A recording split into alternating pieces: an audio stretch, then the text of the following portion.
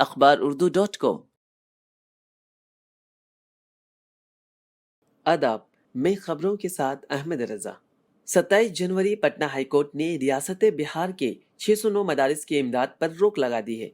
Patna high court ने बिहार हुकूमत को हिदायत दी है कि वो 609 मदारिस के हक में ग्रांट जारी करने पर उस वक्त तक रोक लगाए जब तक कि उनकी अहलियत और कानूनी दफात के तामील से मुताल्लिक ज़ेरे इल्तवा इंक्वायरी मुकम्मल नहीं हो जाती। चीफ जस्टिस संजय करोल और जस्टिस पार्था सारथी के डिवीजन बेंच ने मजीद हुक्म दिया कि हुक्म की तारीख से 4 हफ्तों के अंदर इंक्वायरी मुकम्मल की जाए। अदालत ने रियासत को ये भी वाज़ेह करने की हिदायत की कि आया तमाम 2459 रजिस्टर्ड मदारिस के पास ज़रूरी इंफ्रास्ट्रक्चर हैं और वो कानून के तहत तयशुदा मेयार को पूरा करते हैं।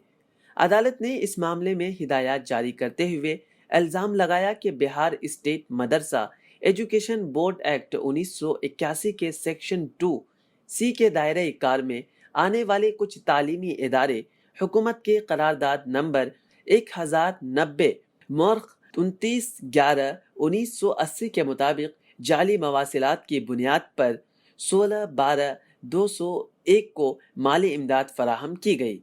Special director secondary education department हुकूमत बिहार ने जुलाई 2020 में अदालत को बताया कि 16/12/2001 का खत जिसमें हुकूमत ने ग्रांट ऑन एड के लिए कहा था जाली था। अफसर ने सीतामढ़ी जिले के 88 तालीमी इदारों को दी गई ग्रांट वापस लेने की भी सिफारिश की है।